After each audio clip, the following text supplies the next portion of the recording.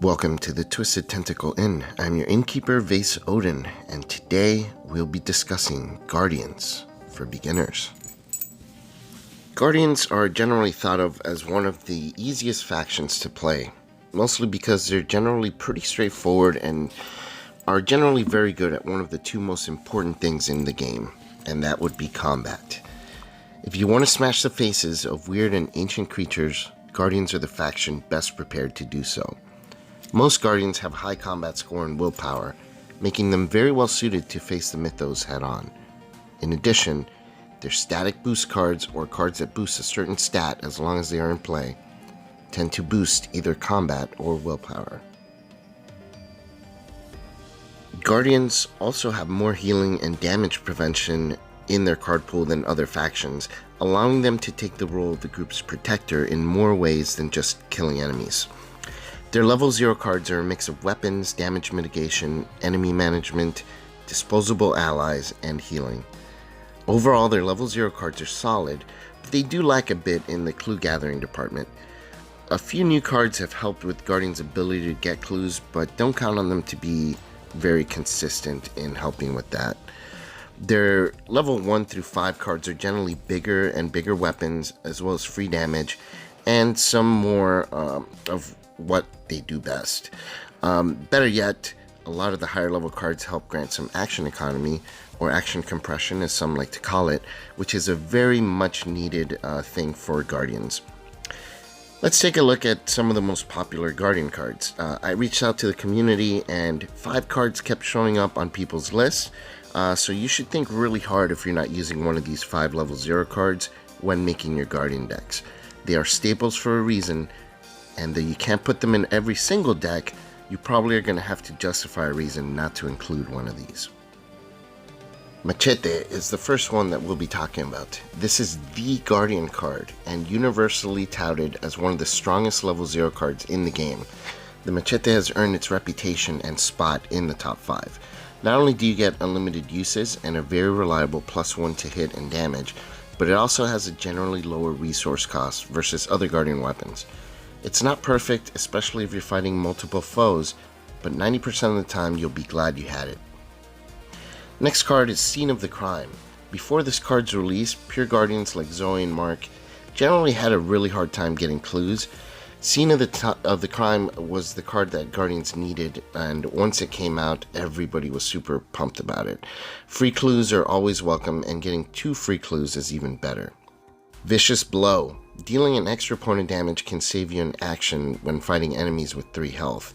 Vicious Blow is a great way to do this without using any resources or sacrificing an ally. Evidence. Another card that gives you free clues, only this time you get it for doing what you do best, which is killing an enemy, and without using an action. This card is a Guardian staple for sure. And finally, Survival Knife. This one is, I think less necessary than the others, but I still think this card should go in most Guardian decks. Giving Guardians their own version of Retaliate, Survival Knife is a weapon that allows Guardians a free action against enemies that they can't kill during their turn. So like we were talking about Vicious Blow, dealing that last bit of damage to a 3 health enemy, Survival Knife is a way to do this as well. You'll take a hit in order to do so, but it still saves you an action on your next turn. It's a very potent card and can really up the damage output of any investigator, and also really helps when fighting bosses. As decks get upgraded with experience, they tend to diverge a lot more from other members of their faction, so it's a lot harder to pinpoint 5 of the most used cards in a higher level deck, but these next 5 cards are still the ones that people regard very highly in the Guardian faction, so you should take a second look if you're not including these in your upgraded decks. First is one of my favorite higher level Guardian cards, and that is Stand Together. It's a great team card that is very thematic and very helpful in multiplayer games. Having this in your opening hand sets up the team for success, granting a very welcome boost to resources and card draw. No one I've played with is ever sad to see this card come up in a game. Beat Cop Level 2. A static combat boost, damage mitigation, and free damage without having to use an action, this card has a lot of what Guardians like. The best part is that since it isn't a unique ally, you can have two of these guys out at the same time if you happen to purchase Charisma as well. Another one of my favorite Guardian cards, Stick to the Plan, essentially guarantees you'll always have 3 tactic or supply cards of your choice available as soon as you start the game. I can't express just how powerful this is. Not only does it increase your starting hand, but gives you instant access to very important cards. Its experience cost of 6 is very high, but in my opinion it's well worth it. Police Badge. Not only do you get a static willpower boost, but you can also chuck it for 2 extra actions. Guardians desperately need the free actions, and the willpower boost comes in handy as most encounter decks are around 40% willpower test, obviously not counting enemies. Last but not least, we have Ever Vigilant. This card offers so much for so little. 1 experience point is all it costs, and it allows you to play 3 cards for 1 action, and it reduces the cost of playing those 3 cards by up to 3 total resources. This is the most action efficient card in the game. Put this under Stick to the Plan, the card that I just mentioned earlier, and you can guarantee having it available right from the start of the game for a faction that relies heavily on assets to function properly. Now that we've looked at some of the most popular Guardian cards, let's take a look at the currently available Guardians for Arkham Horror the card game. When you begin playing Arkham Horror the card game, the Getting Started book recommends that you begin your Arkham journey by using Roland Banks. The reason for this is that Roland is good at the 2 most important things in the game, killing things and getting clues. Even now, the Corset Guardian is still one of the best solo investigators in the game. With high stats in combat, willpower, and intellect, Roland can seemingly do it all. Being a Guardian, he can take on the toughest foes and face treacheries head-on. Access to Seeker cards makes him even more competent at getting clues. His special ability allows you to discover clues without a skill check, so I find that he works best if you pack him with some more free clue gathering cards like Evidence and Scene of the Crime, as well as Working a Hunch. Don't use them at locations where you're bound to fight and kill an enemy, because your special ability will take care of that clue anyways. Building a Roland deck can be a bit overwhelming these days. The trick is to find a good balance between combat and clue gathering cards. Put in too few combat cards and you risk being caught off guard when an enemy shows up. Get too few clue gathering cards and you can fall short of moving the act forward. Luckily, Roland is good, and you do have some room for error. At low levels, go for the free clue cards and weapons. Keep it pretty basic, and make sure to pack some horror healing, because you have a very low sanity threshold. When you get experience, I'd say go for some big guns first, and then get more free clue gathering cards after that. Roland's access to Seeker cards means he automatically has lots that he can do to help a group when there's no enemies around, so I don't recommend packing him with cards that heal others or prevent damage from others. In other words, Roland can be more useful finding clues when he's not fighting, as opposed to some other Guardians who can better use their time patching up their teammates when they're not fighting.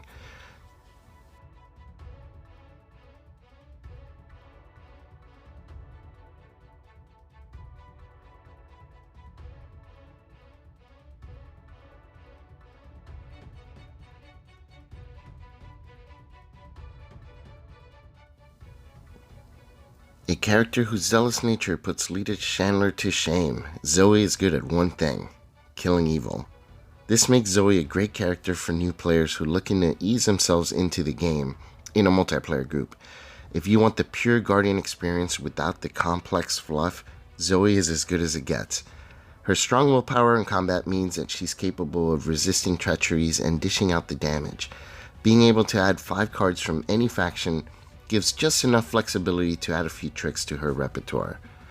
Her ability to gain resources whenever an enemy engages her keeps her able to play the expensive Guardian cards. Where most Guardians struggle to pay for their good cards, Zoey generally has no issues in that department. Unfortunately, her intellect is so low that she's not going to be able to contribute much to the glue gathering game. In solo, players would be wise to use most or all of her 5 out-of-faction cards to help with clue gathering. For multiplayer, the Mystic card Rite of Seeking is a good choice too. I don't recommend using Rite of Seeking for solo play in Zoey. Some may disagree, but I think there are better options in that case. Now, if you have a good amount of clue gatherers in your team, you can use Zoey's out-of-class cards to further enhance her combat prowess or protection. Usually if I'm using Zoey in a 4-player group and we have enough people able to get clues, I use Zoey for support when she's not fighting. You know, healing and such. I'll use cards like True Grit, Dodge, Deny Existence, and Water Protection to help defend the team. I'll also use cards like Teamwork to share resources, as well as healing cards to patch up injured teammates. Of course, you can always just take clue cards anyway, and help speed up the winning process. Other cards I really like in Zoey are Guard Dogs and Survival Knife. Dealing extra damage is never a bad thing.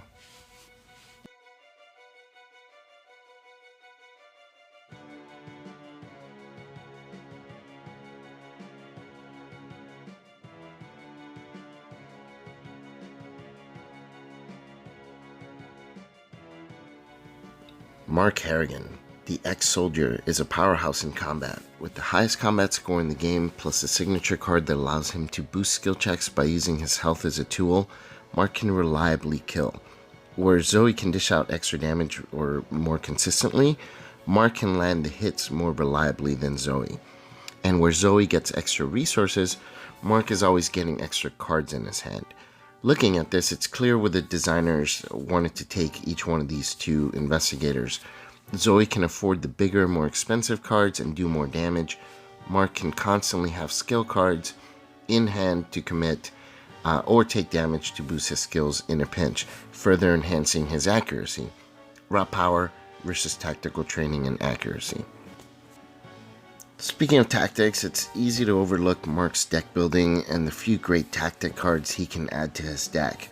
Two of these grant Mark some much needed action economy and mobility, and are recommended in most Mark decks: Shortcut and Elusive.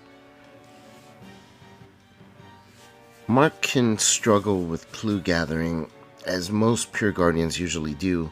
With his signature card, you can help yourself a bit, but you'll have to plan ahead when you build your deck if you're playing solo, or if trying to contribute to that aspect of the game in a group setting.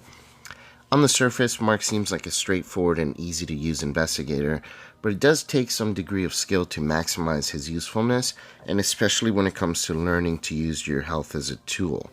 New investigators have been released who use their health and sanity as a tool as well, but it's still a fairly difficult concept to embrace for some people.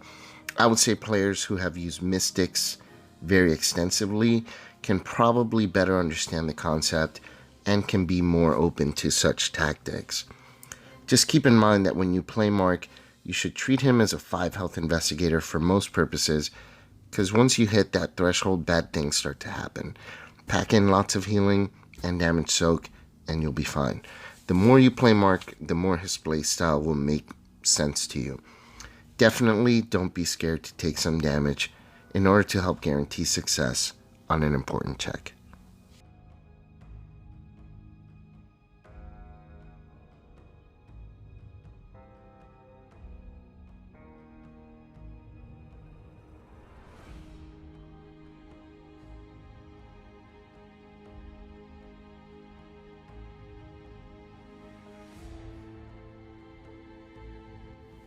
In my opinion, one of the funniest investigators, Leo Anderson, just can't keep his allies alive.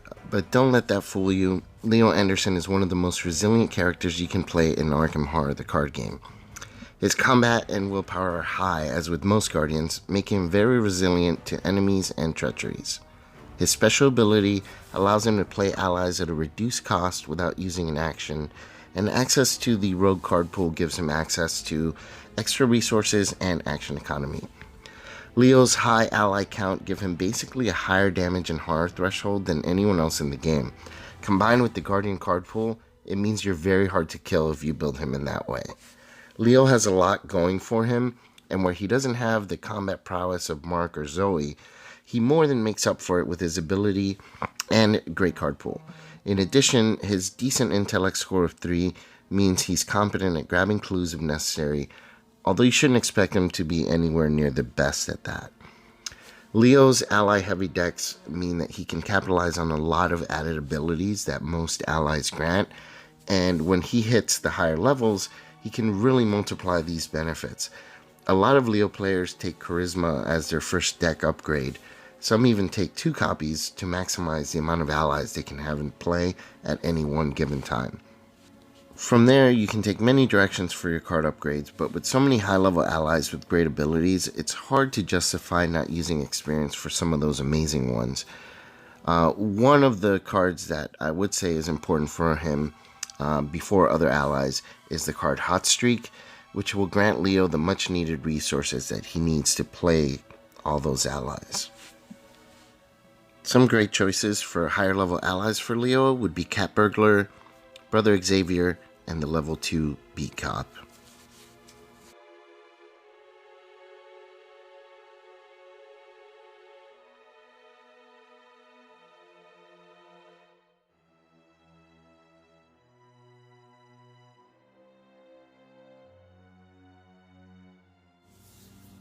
Turning the Guardian faction in on its head, Carolyn Fern's release has forced players to rethink the role of Guardians. Before Carolyn arrived, almost everyone thought Guardians as the combatants of the game, but Carolyn's lack of combat stats means she is usually better suited for other things. Carolyn is a Circle Undone investigator, which means she's a bit more complex than the other members of her faction, and it will take some experience to figure out proper deck building for her. Carolyn's ability and card pool make her one of the best healers in the game, but it's easy to get too carried away and pack her full of horror healing cards, making her quite useless for most scenarios. On top of that, her card pool is so big that it can get very overwhelming and feel impossible to make her work. I think the best way to approach Carolyn is to have her specialize in one thing, such as combat or investigation, and splash in some healing cards. I think you'll find that just a few healing cards are more than enough to fill the role of healer. I would start with no more than 4 cards dedicated to healing horror. If you're playing in a group of 3 or 4, I would maybe add 2 more, but no more than 6 or 7. The easiest build for Carolyn is a clue gathering one. Her intellect is at a 4 naturally, which makes her as good as most seekers. Access to the seeker pool solidifies her investigative strength, and splashing some free clues from Guardian and Mystic will make her even better than some seekers. You can also build her as a decent spellcaster, thanks to Guardian cards that boost willpower, and her having access to Mystic cards.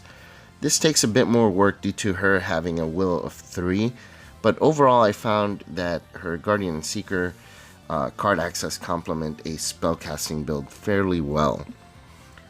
Another build that I've recently found works very well is a traditional Guardian build. This seems counterintuitive due to her low combat, but it works very well when you have a few experience points to spend. With that type of build, you would use the Mystic cards to deal with treacheries like Deny Existence and Water Protection, use the Seeker cards to help you in combat, like Mind Over Matter and Anatomical Diagrams, and then use the Guardian cards for damage dealing and healing. I recommend this for standalone scenarios more than campaign play, although with the release of a few more cards like the 45 Thompson, Carolyn can definitely work that way as well. Keep in mind, this kind of build is a little bit more complex than building her as a clue gatherer or a kind of a mystic hybrid. Whatever you do, don't try to spread her too thin by trying to make her a spellcaster and a clue gatherer and a healer. This will create an inconsistent experience and will leave you pretty frustrated. I suspect people inexperienced with Carolyn may be doing this quite a bit, leading to her being one of the least used investigators. I have used Carolyn extensively, and she is currently my favorite investigator, and I can tell you with certainty that she can be as strong as most other investigators if built properly. I've posted some decks in the description below, and I highly recommend you try them out and see if you like using her.